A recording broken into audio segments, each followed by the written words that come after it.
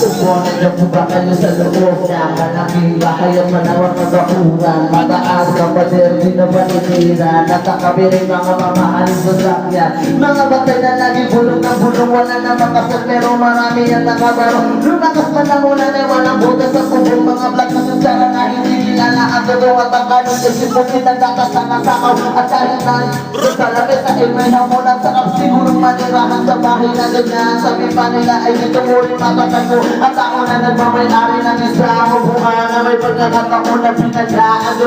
Kaya naman hindi na pinakakaon. Kung makikita ko naman dyan ang sisigawan. Subukan nyo naman oh yeah! Pagkamadalamin huwag tunay na galigagin mo. Mawalan ka na ng puso at akong nakaupo. Wala nyo bang patakal ng bitis namin. Hindi puno matitig ng bahay namin ay pinagtagin ng bigero sa sabi ko sa patulit at tumuto na nagyero na ligay. Pilit mo bang ilagay sa inom. Pinakulong nulig sa lumatakang di gulay-ulit. Tama sa pagkatang na inararamang sa istero na nagsisilbi ko sinaaman. Animal mo ang aking sinanabay kayaman ang isang kalero na nagyadamit ang bagyang aking ama ay suberdo. Pero kulang na kulang pa rin. Kulang na suyo na sila 70 pesos na magamit ng kakasagin. Hindi ko alam na talagang maraming daraw. Matakas na magdako doon nagbubulan-bulagan na nabayo. Dahil sa dami na pera nyo walang tutong na makakapumalit na ng nasa nyo. Kaya huwag ka masyadong halasa.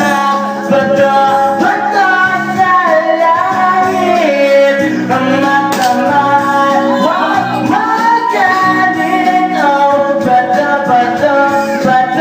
sa langit ang matamahal.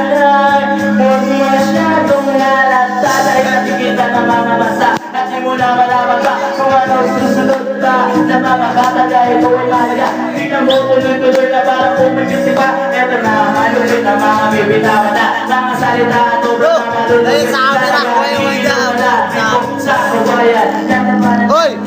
Sino ba na naman sa hindi ba na malaman pa kung ano mga susunod na mga susunod pa na mga salita. Eto malupit. Sino mo na matuloy-tuloy kahit malupit. Malupit makinig sa mga salita na binibitawan. Hindi mo na malaman kung saan ba. Pinagulahin na sila malupit. Tingnan mo tuloy-tuloy ang para